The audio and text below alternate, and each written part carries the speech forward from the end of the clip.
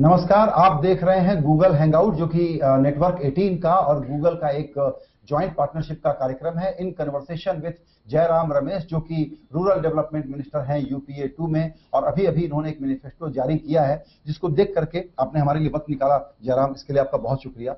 Manifesto की भाषा देख करके एक बात तो ये लगा कि एंटनी जी की, अर्जुन सिंह जी की, प्रणब जी की का वो एरा समाप्त हो गया, एक नई जुबान में लिखा गया। किन लोगों ने लिखा है इसको? नहीं, ऐसा नहीं है। देखिए, एक सामूहिक ये प्रयास होता है हर समय मैनिफेस्टो लिखना। ये बात सही है, अभी दिग्गज नेताओं का जमाना गया है और इसमें युवा पीढ़ी का प्रभाव दिखाई तो जरूर देता है, क्योंकि कांग्रेस पार्टी में एक शिफ्ट, परिवर्तन तो आ ही रहा है। और आप लोगों ने युवा वक्त है, अभी वक्त है, माहौल है। युवा पीढ़ी को आपने अलाउ कर दिया कि अपने मन की लिख लो, तो जो आप लोग कहते थे उसको निगेट कर दिया। उसका एक उदाहरण देना चाहता हूं। मैं बुढ़ा नहीं हूं, मैं भी युवा। नहीं, आप तो युवा हैं, बिल्कुल ठीक है। चलिए 60 माइनस। सवाल ये है कि अभी तक कहते थे नहीं ग्रोथ की बात मत करो, गरीबी की बात करो। अब अचानक आपको समझ में आया कि ग्रोथ प्री रिक्विजिट है गरीबी को हटाने के लिए, वो भी 8%, और उस 8% को नहीं करने के लिए आपने सारे प्रयास। संजय नहीं, ये बात बहुत गलत जो आप कह रहे हैं। 2009 के घोषणा पत्र में, 2004 के घोषणा पत्र में, 1999 के घोषणा पत्र में, 98 के घोषणा पत्र में, जिसमें सब मैं शामिल था, मैं खुद शामिल था। मैं आपको कह सकता हूं कि हर एक घोषणा पत्र में हमने कहा है कि प्राथमिकता ग्रोथ को होनी चाहिए।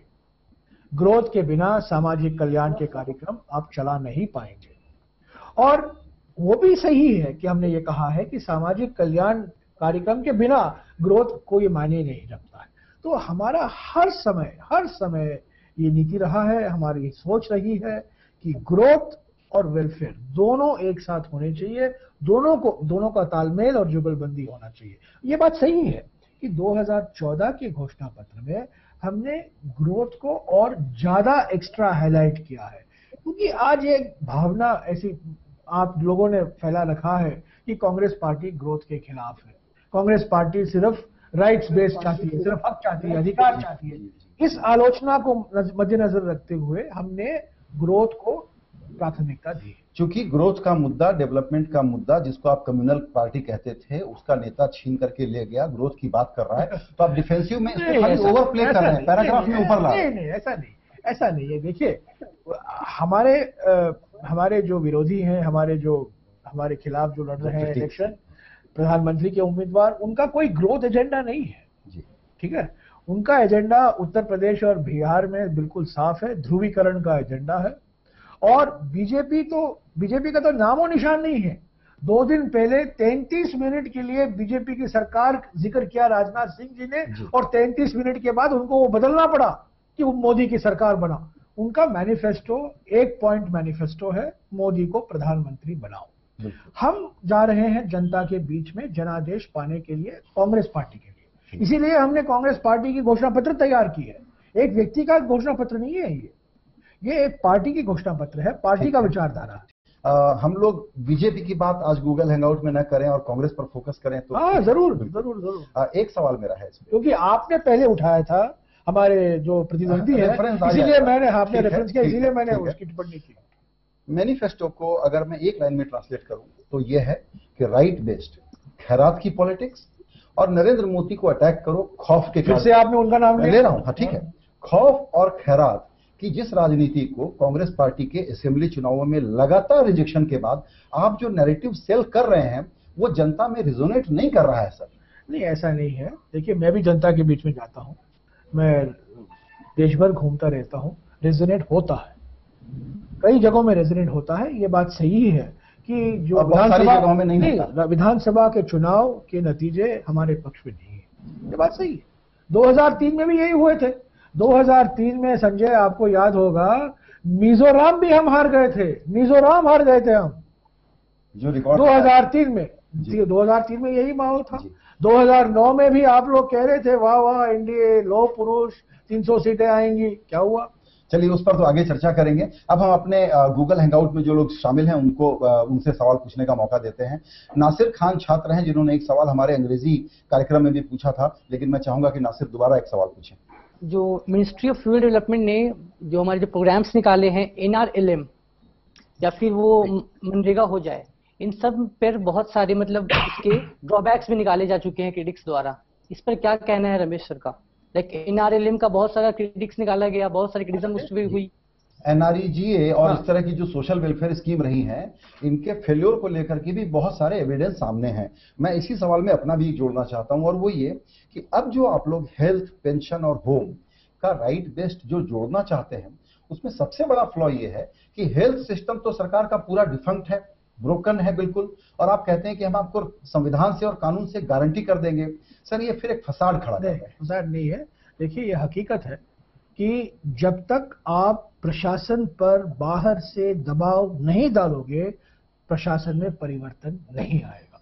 और ये राइट्स बेस्ड अप्रोच, ये जो हक दे रहे हैं, अधिकार दे रहे हैं, ये एक तरीका है प्रशासन पर दबाव लाने का। RTI क्या था? RTI तो एक हक, गवर्नेंस का तो मूल काम यही है सर। RTI तो एक हक था ना। RTI की आप वाह वाह करते हैं, RTI से आपको कितना फायदा हुआ है, जनता को फायदा हुआ है, RTI भी हक था। पर खुद अपने आप, अपने बल पर प्रशासन RTI नहीं लाती, उसको एक हक बनाने की। आप अगर इसकी बात कर रहे हैं, नरेगा की बात कीजिए ना। नरेगा की इन्होंने, मैं आपसे सहमत नहीं हूं कि नरेगा फेलियर है।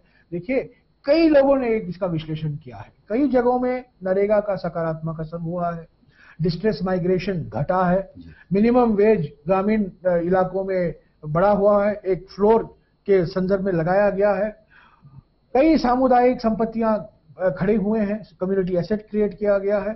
और ऐसा नहीं है कि ग्राम पंचायत सशक्त नहीं हुए, कुछ जगह है से घोटाले हुए हैं। उत्तर प्रदेश में CBI इंक्वायरी चल रहा है, मैंने मांग की, उड़ीसा में एक CBI इंक्वायरी चला था, अलग अलग राज्यों में घोटाले भी हुए हैं। पर यह कहना कि नरेगा से कोई असर नहीं हुआ है, ग्रामीण इलाकों में हर 4 परिवार में से 1 परिवार को नरेगा में रोजगार मिला, बिल्कुल, और वो बहुत बड़ी उपलब्धि। ठीक है, कुछ नई बातें जो फिर आप लोग लिप सर्विस कर रहे हैं। हाँ, आपने राइट टू हेल्थ की बात की, 1 मिनट उसका जिक्र करूं। ये बात सही है संजय, मैं आपसे बिल्कुल सहमत हूं कि पब्लिक हेल्थ सिस्टम बड़े कमजोर है। कुछ राज्यों में चल रहा है, तमिलनाडु में चलता है, कर्नाटक में चलता है, केरल में चलता है, आंध्र प्रदेश में चलता है, महाराष्ट्र में चलता है। पर कई राज्यों में, खास तौर से उत्तर भारत और मध्य भारत के राज्यों में पब्लिक हेल्थ सिस्टम बहुत कमजोर हो गया है। और उसको और मजबूत करने के लिए ये राइट टू हेल्थ एक तरीका है, क्योंकि अगर आप इस राइट को एक शिकायत निवारण के लिए आप एक रास्ता दे रहे हैं। जयराम जी, मेरा ये कहना है कि जो राइट बेस्ड वाला एक पॉलिटिकल तरीका आप लोगों ने पकड़ा है, आप लोगों को इसका ऑब्सेशन बहुत ज्यादा है, और ये इस बात की आत्मस्वीकृति है कि आप बेसिक गवर्नेंस नहीं कर सकते तो अन्य तरीकों से गवर्न करने की कोशिश करते हुए दिखेंगे। ये स्वीकृति है कि गवर्नेंस में परिवर्तन लाने के लिए राइट्स बेस्ड अप्रोच एक रास्ता है। चलिए, ये मानता हूं कि 50 साल से हमने प्रयास किया है प्रशासन में परिवर्तन लाने की, हम नहीं ला पाए हैं, और राइट्स बेस्ड अप्रोच से ये परिवर्तन आने की गुंजाइश जरूर है। तो ये एक्चुअली सच कह रहा हूं मैं कि अब बार बार लग रहा है कि कांग्रेस पार्टी जोर से कह रही है कि हम as a political class accept करते हैं कि हम गवर्न करने में फेल हुए, इसलिए कोई अल्ट्रा गवर्नेंस का मॉडल लेकर के सिस्टम जो है, गवर्नेंस सिस्टम जो है वो कमजोर है। पंचायती राज को हम क्यों लाए, 73rd और 74th संशोधन हम क्यों लाए? पंचायती राज संस्थाओं को हम क्यों मजबूत बनाना चाहते हैं? हम इसलिए मजबूत बनाना चाहते हैं क्योंकि हमारे लोकतंत्र में 3 लेवल के होते हैं, एक तो लोकसभा है, विधानसभा है, और ग्राम सभा के बिना आप कोई प्रोग्राम को डिलीवर नहीं कर सकते। आइए, आपने कहा कि फ्लेक्सी लेबर लॉज पर विचार करना चाहिए, और जॉब कोटा जो है प्राइवेट सेक्टर में, इस पर भी विचार करना चाहिए, डिस्कशन होना चाहिए। शब्दों का सही इस्तेमाल कीजिए संजय पुगलिया जी। क्या कहा? शब्दों का सही इस्तेमाल करना बड़ा जरूरी होता है। तो आपने कमिटमेंट नहीं दिया। हमने कभी नहीं कहा है कि जॉब कोटा प्राइवेट सेक्टर में होगा, नहीं कहा। हमने ये कहा है, होना चाहिए। हमने ये कहा है कि हम एक आम सहमति बनाने की कोशिश कर रहे हैं। 5 साल से हम कोशिश कर रहे हैं कि प्राइवेट सेक्टर में एफर्मेटिव एक्शन होना चाहिए। एक बात और, मैनिफेस्टो पढ़ करके मुझे फिर ये लगा कि एक प्रकार का सेल्फ एडमिशन भी ईमानदारी से आप लोग कर रहे हैं कि कुछ नेग्लेक्ट किया। वो क्या था? बिजनेस और पुअर की पार्टनरशिप होनी चाहिए। ये भाषा आप लोगों से उम्मीद नहीं थी। अचानक अब एक नया फ्रेज लेकर के आ रहे हैं कि बिजनेस और पुअर की पार्टनरशिप होनी चाहिए थे। जिस बिजनेस को आप लोगों ने गला घोट करके आपको करना चाहिए, क्योंकि आपका ट्रैक रिकॉर्ड वैसा नहीं है सर। पूरे बिजनेस को स्टाइफल किया, नहीं ऐसा वेल्थ क्रिएशन से रोका। सुनिए इन्वेस्टमेंट में कमी आई। देखिए ऐसा देखिए हकीकत क्या है, फैक्ट्स पर जाइए ना, फैक्ट्स पर जाइए। ग्रोथ नीचे क्यों? फैक्ट्स पर जाइए।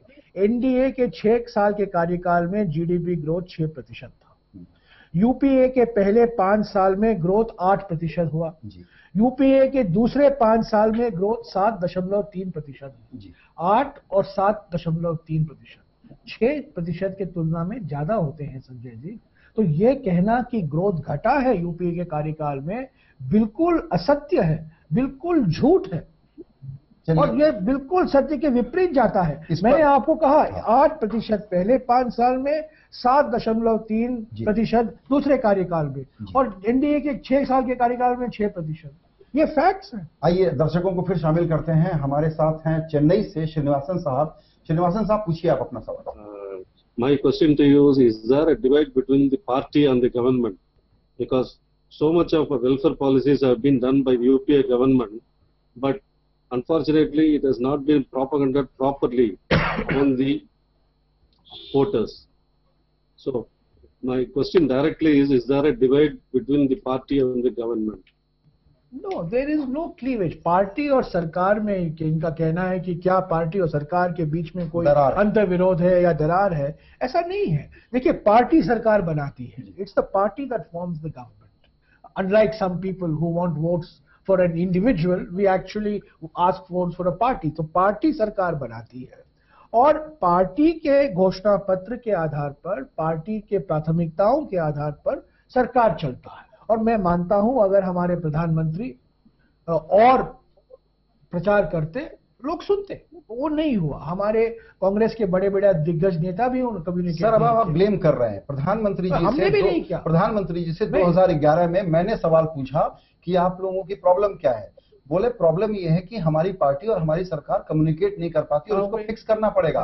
तो वो पार्टी और सरकार को ब्लेम कर रहे थे, आप प्राइम मिनिस्टर को ब्लेम कर रहे हैं। मैं किसी को ब्लेम नहीं कर रहा हूं। देखिए, मैं पार्टी का अंग हूं, मैं गवर्नमेंट का भी अंग हूं। तो अगर ब्लेम करना है, मैं मुझे खुद को ब्लेम करना होगा। एक और सवाल, जिस नए जमाने की राजनीति की बात थी उससे जुड़ा हुआ सवाल है हर्ष पटनायक का, जो आईसीटी के बारे में, इंफॉर्मेशन टेक्नोलॉजी के इस्तेमाल के बारे में सवाल पूछना चाहते हैं। सर, हम आपसे ये पूछना चाह रहे हैं कि बहुत सारे इनिशिएटिव्स सुने थे, जैसे डायरेक्ट बेनिफिट ट्रांसफर हो गया, या फिर बीबीएनएल, भारत ब्रॉडबैंड, बड़े बड़े इनिशिएटिव्स जो कि काफी अच्छा इम्पैक्ट ला सकता था रूरल इंडिया में, रूरल डेवलपमेंट में, वो हो नहीं पाया। ऐसा क्यों? किस मात्रा में आईटी का इस्तेमाल होना चाहिए ग्रामीण इलाकों में, हुआ नहीं है। बिल्कुल सही है। हमने 1-1.5 साल पहले एक कार्यक्रम, क्रांतिकारी कार्यक्रम शुरू किया है। हर एक 2.5 लाख जो हमारे ग्राम पंचायत है, उनको ब्रॉडबैंड कनेक्टिविटी देने का। वो कुछ देरी हुई है, अप्रैल 2014 तक खत्म होना चाहिए था, और 2 साल लगेंगे। पर अगर हम इसमें सफल होंगे, और मैं उम्मीद करता हूं कि कोई भी सरकार, किसी की भी हो, ये कार्यक्रम को आगे ले चलेगी और हर एक ग्राम पंचायतों को ब्रॉडबैंड कनेक्टिविटी होगा। जयराम, सवाल यह है कि इंटरनेट के मामले में, सोशल मीडिया के मामले में, ओपन गवर्नेंस और इंटरनेट गवर्नेंस के मामले में आप लोगों ने ऐसा डबल स्पीक किया है, इतनी गड़बड़ चीजें की है सरकार में रह करके, जिसका आपको भी पता है, पब्लिक में भी चर्चा होती है, आम जनता में नहीं। क्या कह रहे हैं? हमारी सरकार, उदाहरण, हमारी पार्टी एकमात्र पॉलिटिकल पार्टी थी 2004 में आरटीआई का वादा किया। आरटीआई हम लाए। हालांकि मैं कह सकता हूँ आरटीआई इंटरनेट को भ्रमण करने का सपना देखते हैं।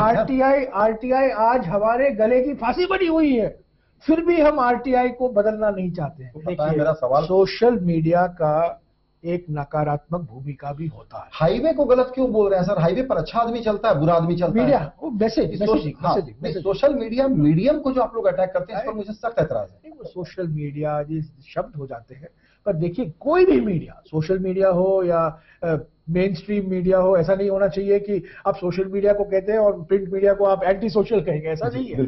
सभी मीडिया को जिम्मेदारी से, और राजनीतिक पार्टियों को भी, ऐसा नहीं है कि हम गैर जिम्मेदारी से हम हमारा कारोबार करें और आपको कहें आप जिम्मेदार होइए, ऐसा नहीं है।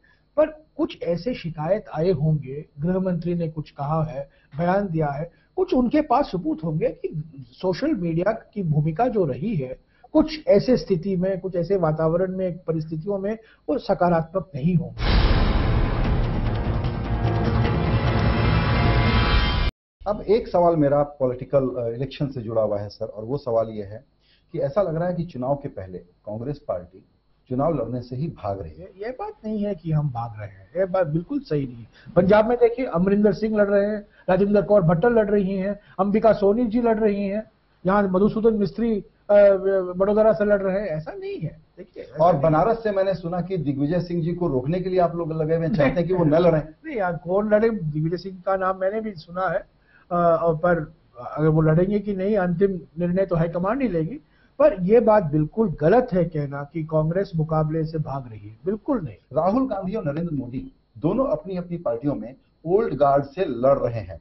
नरेंद्र मोदी कामयाब हो रहे हैं, राहुल गांधी फेल हो रहे हैं। राहुल गांधी किसी से लड़ नहीं रहे हैं, नरेंद्र मोदी लड़ रहे हैं। आपकी पार्टी में ट्रांजिशन मैं नरेंद्र मोदी की लड़ाई के बारे में कुछ नहीं कहना चाहता हूं, पर यह बात गलत है कि आपको यह मानकर चलना कि राहुल गांधी जी लड़ रहे हैं। राहुल गांधी जी लोकतांत्रिक ढंग से लोगों को अपने साथ ले चल रहे हैं। बिल्कुल, अगर एक डेमोक्रेट है वो राहुल गांधी, अगर ऑटोक्रेट है वो नरेंद्र मोदी। बिल्कुल, क्योंकि बात इन्हीं की हो रही है। तो देखिए किस तरह से आप लोगों के साथ एक ट्रेजेडी है, और वो ये है कि आप लोग सोचते पहले हैं, करते पहले हैं, और वो नारा कोई और हाईजैक करके ले जाता है। कौन सा नारा? पहले शौचालय भी वैसा ही एक नारा है जो आपने दिया और नरेंद्र मोदी का कॉपीराइट हो गया। नहीं देखिए, आप लोग बार बार नरेंद्र मोदी के विजय भाषते, मैं क्या कर सकता हूं।